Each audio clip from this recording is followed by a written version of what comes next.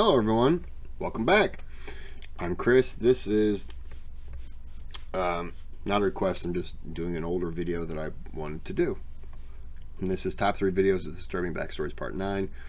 I think this is the last one of the videos. And I can't find any more of the top 3 pictures with Disturbing Backstories. So when I get done with this one, I think I'm going to jump into the top 3 places you can't go series for Mr. B. And without further ado, video. 3 progressively more disturbing stories, and at the end of each of them, I will share the video that is famously associated with them. But before we get into today's stories, if you're... We know what he says.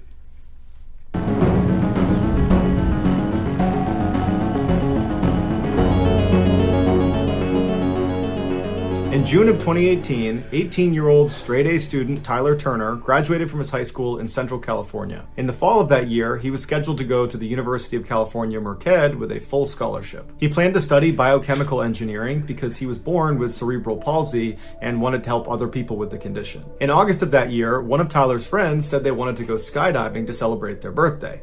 Tyler was nervous about it, but he had never done it before and figured, you know what, it'll be fun, I'll do it. His mother, Francine, who was very close with her son, was very nervous about her son jumping out of a plane. Anyone of you ever went skydiving? I've never done it, never had an interest.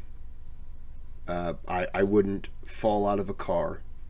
That's no interest in that. So I sure as hell wouldn't go up in a nice working plane and jump out. It's crazy, ridiculous, stupid, asinine. Unless you're part of the military, why are you doing it? There's no thrill there. What are you doing? Stop. Get a hold of yourself. Go have some sushi or something. What are you doing? And so she asked if she could tag along to provide moral support and maybe take some pictures, and he said that was fine. So on the 6th of the month, Tyler and his mother hopped in the car and drove over an hour north to the Lodi Parachute Center, where they met up with Tyler's other 3 friends. They were all very nervous, but very excited. So the group went inside the main building, and Tyler went up to the counter and he paid $100 for a single tandem jump from 13,000 feet. A tandem jump is when 2 people jump together under one parachute. And so most commonly, you're going to have the instructor who's got the parachute on his or her back, and then on their chest, harnessed at 4 different points, is going to be their student or whoever they're jumping with, and they don't have a parachute. They're just tethered to the instructor who has the parachute.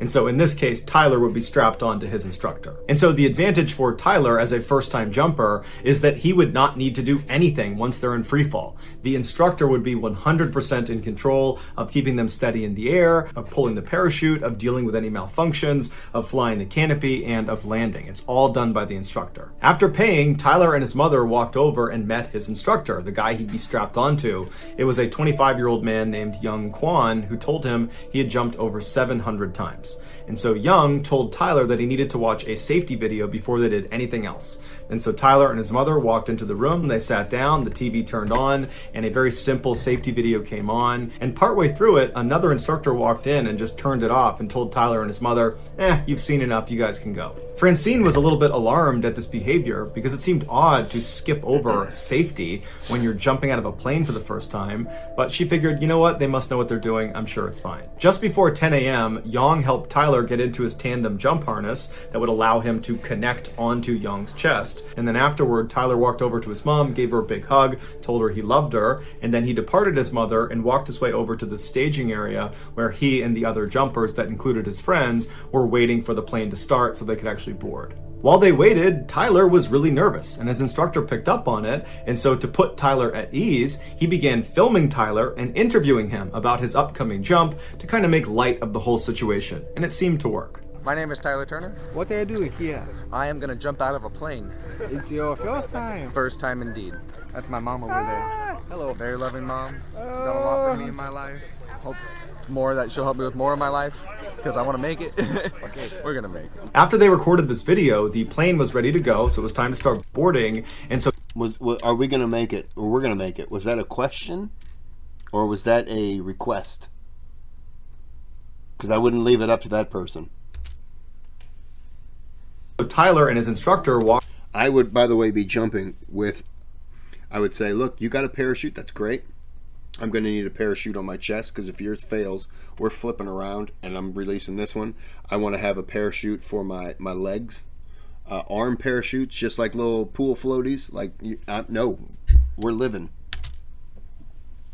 Walked over, but Tyler stopped on the tarmac. He took a knee and prayed, and then he stood back up, he turned to his mother, he waved one more time, and then he boarded the plane. After a little while, the plane took off, and then after a little while longer, it was up at 13,000 feet, flying in circular patterns, and that's when Francine started looking up, looking for her son, and at some point she started seeing jumpers come out of the plane. And they were so far away, she couldn't possibly make out who was who, and so as the jumpers began pulling their parachutes, and all the different colored parachutes are lighting up the sky, she was trying to remember what color her son's parachute was, but she couldn't remember, and so she asked the other people that were watching, that were relatives or friends of the people up there, if they knew what color her son's parachute was, but nobody knew. As they got lower and lower, and you could actually start to make out who the jumpers were, she didn't see her son. And that's because her son's parachute never opened, and unfortunately his instructor, Yang, was not able to fix the malfunction or fire off the reserve, and so they both crashed into the ground, killing them both instantly. Tyler's family sued the owner of the parachute facility after they discovered Tyler's instructor, Yang, was not even certified to be an instructor, and so would not have received any of the required training on how to handle parachute malfunctions, and the owner knew about it. Investigators also discovered that 20 people had died skydiving at this facility under the same owner, a ridiculously high number of fatalities that most people involved are attributing to the owner's general disregard for safety. And ultimately, a judge agreed with that sentiment and awarded the Turner family $40 million from the owner of this facility. What if he doesn't pay? In 1962, Chileno Sanchez was born into a poor family in the Mexican state of Sinaloa. When he was just 15 years old, one of his sisters was assaulted by a very rich and powerful man in their town, and so he never got punished for it. 2 years later, when Chileno was 17, he saw this man at a party and he walked up to him and shot him in the head, killing him instantly. After the murder, Chileno fled to Tijuana before ultimately crossing the US border into Los Angeles, where he stayed with his aunt. He worked odd jobs like picking vegetables and selling cars before he ultimately went into business with his brother, who was back in Mexico, and he worked with him to smuggle Mexicans into the US. But that operation stopped in 1984 when his brother was murdered in Tijuana. To commemorate his brother, Chileno, who always loved music, wrote a song about him. And he formatted the song in the typical Mexican ballad style called corrido, but his lyrics were graphic and gritty, something nobody else did when they wrote a corrido. Chileno spoke honestly and openly, not only about how his brother was killed, but also the struggles of living around drug trafficking and violence in Mexico. Shortly after writing the song, Chileno wound up in jail in Tijuana, Mexico, and while he was there, he would sing the song he wrote about his brother, and other inmates heard it and loved it. They had never heard a corrido sung like that.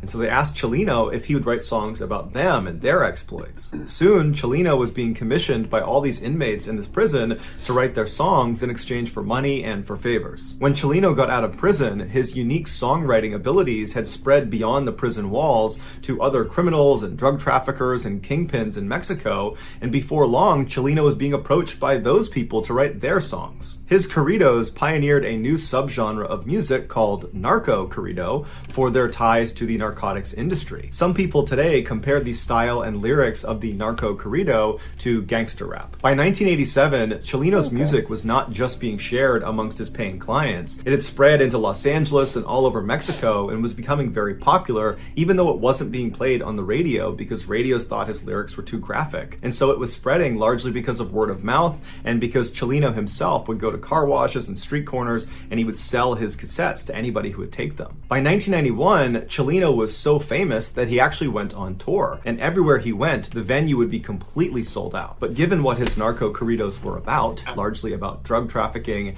and the people that are involved in that ecosystem, the people that would actually come to his performances were often rough and dangerous people, or were at least tied to rough and dangerous people. In 1992, when Chileno was performing in California, while he was on stage, this 33-year-old guy rushed onto stage with him and drew a gun on him, and Chileno, who was always carrying a weapon himself, drew his pistol and fired at this guy first. Then what ensued was this crazy gunfight on stage, practically point blank, between Chileno and this guy, and they both managed to shoot each other. Chileno got shot in the lung, and this guy got shot in the mouth. They would both survive, but 8 audience members also got shot, and one of them actually died. This made international headlines and, by all accounts, should have devastated Chileno's career.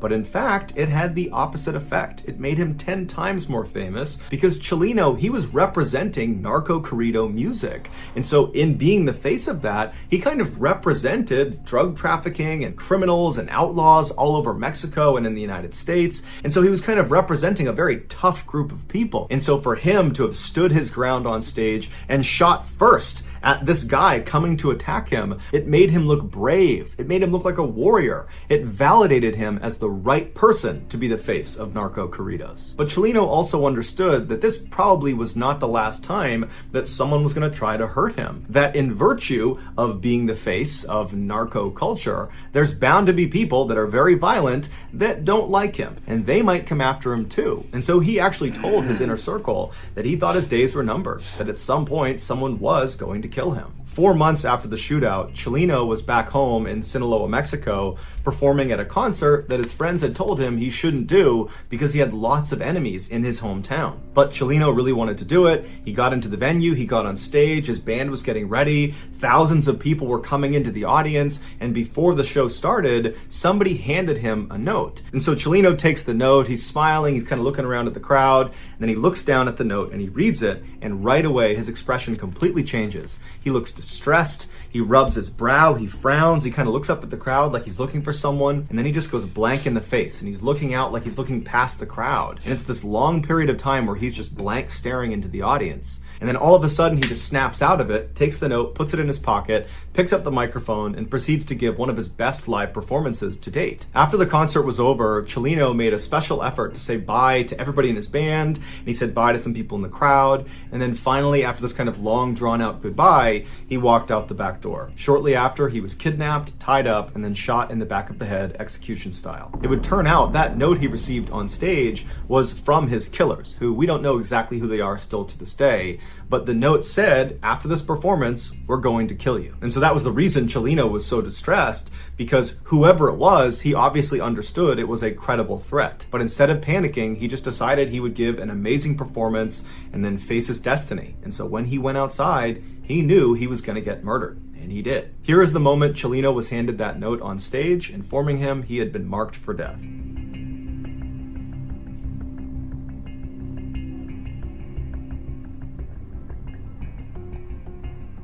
Wow.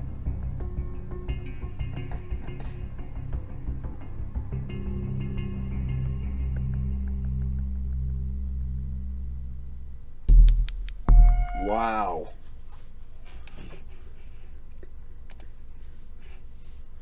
I would have probably been like, hey, I just got threatened to be murdered. And then I would make the crowd turn on the people who did it. And I would tiptoe out of the back and let everyone else die. That's terrible. Despite the fact that today there is already tons of shocking content on the internet, there is still something truly insane about Wu Yongning's videos. In 2017, Wu was a 26-year-old climbing enthusiast who was dubbed China's first rooftopper. A rooftopper is someone who, usually illegally, climbs onto rooftops, cranes, smokestacks, big antennas, skyscrapers, or any other really high, dangerous location. Almost always, these daredevils are going to these incredibly dangerous locations in order to capture footage of themselves so they can post it to the internet in hopes that it goes viral and they become famous and make a bunch of money. But because there are so many people competing for the internet's attention, rooftoppers really need to push the envelope if they want to stand out and make it big. And Wu Yongning did just that, and the internet rewarded him with millions of followers and hundreds of thousands of dollars. Most rooftoppers would go to the tops of these incredible locations and then take selfies of themselves standing there posing at the top. Wu would do that, but he also did a couple other things that nobody else was doing that kind of became his trademarks. The first one was he would dangle over the edge of the building or the crane or the antenna that he was holding on to, and he would do pull-ups, but he would keep doing them until he reached muscle failure and then would barely be able to pull himself back up to safety. Another trademark move is he would go to the top of these huge I get it. He's an asshole. buildings, and he would get right on the edge, and he would do a handstand, and then he would pull one arm back. So he's doing a one-armed handstand, and then he would tilt his body as far as he could over the edge until he couldn't do it any farther, and he'd let himself come back over to safety. And then perhaps the most difficult to watch trademark was when Wu would basically run up to the edge of buildings and stop just short. And he wouldn't just run to the edge, he would use a self-balancing scooter and go as fast as he could right to the edge of the building and stop just short. And over again, he'd go right to the edge and stop, where he's literally an inch away from tumbling off the edge. Or he'd line himself up where he knew exactly how far he was from the edge, and he would do these really aggressive somersaults forward, and he would stop with his legs dangling off the edge of the building. And of course, all of these trademark moves were done without any safety equipment, and most times Wu did these stunts without anybody there to potentially pull him back up if he gets stuck. About 3/4 of the way through 2017, Wu had posted over 500 videos and live streaming clips to various social media sites, and he was starting to make some real money off of it. On one video sharing site alone, he had made over $80,000 just from donations that had come in. And so it was clear this was becoming a career. But as the money and the fame were coming into Wu, he started to realize that in order for him to stay on top and keep earning at this level, he would need to continuously outperform his last big stunt. And already he was brushing up against death on virtually every video he took. In early November of that year, Wu heard about a competition that was offering $15,000 to its winner. The details of this competition are hazy at best, but from the sounds of it, it was a viral video competition. Make the most viral video and you win the prize. This competition served as motivation for Wu to finally attempt his craziest stunt yet. He figured if he had the footage of this particular stunt, he was sure to win this competition, and with the prize money, he could pay for his wedding and cover his mother's medical expenses. And so on November 8th, Wu traveled to the Huaiyan International Center in central China. This massive 62-story skyscraper would be the tallest building Wu had ever performed a stunt on. The public was only able to get up to the 44th floor,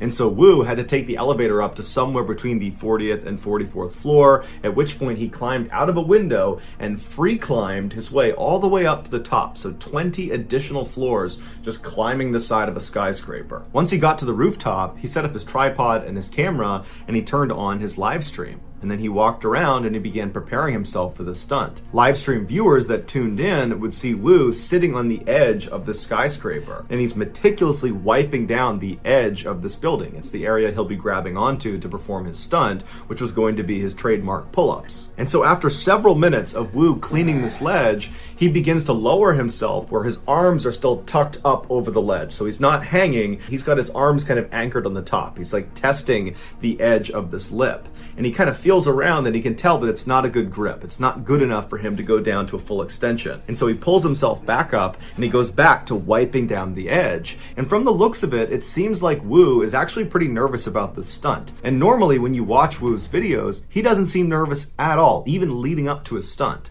But this one just seemed different. And so after again wiping down this ledge as much as he possibly could, he gets himself ready, lowers himself onto his arms, he lets his legs drop over the edge of the building, and then he goes to full extension. And from there, he does 2 complete pull-ups, and then after the second pull-up, he begins to try to pull himself back up to safety.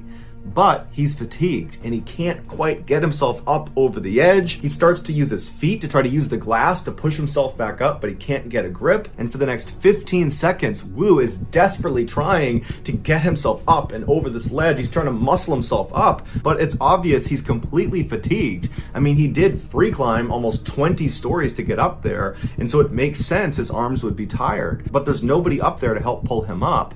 And so after a while, he goes back to full extension because he can't do anything, and he looks down as if he's sizing up if he can survive this fall, which he obviously can't. Nope. And then the camera picks up a sort of whimpering sound that appears to come from Wu, and then he loses his grip and he falls to his death. Here is a segment of his final video right before he fell.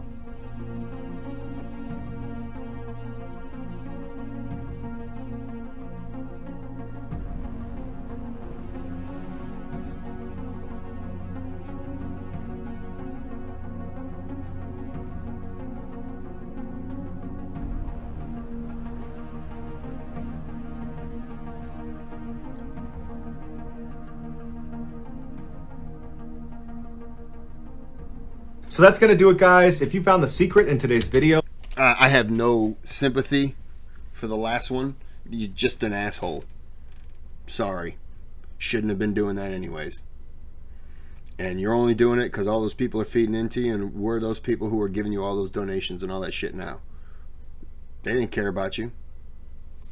Stupid. Stupid. Alright. You're not going to catch me doing that shit. I wouldn't even do it if my feet were on the ground. Yeah, no, I wouldn't even do that. Okay. Well, the third one. Yep. It's a lesson you learn the hard way. So I'm going to end this here. The skydiver, that sucks. I don't know. I'm not doing that anyways. So, we're going to end it here. Kind of a little angry now. Like and subscribe. And have a good day. Have a good night.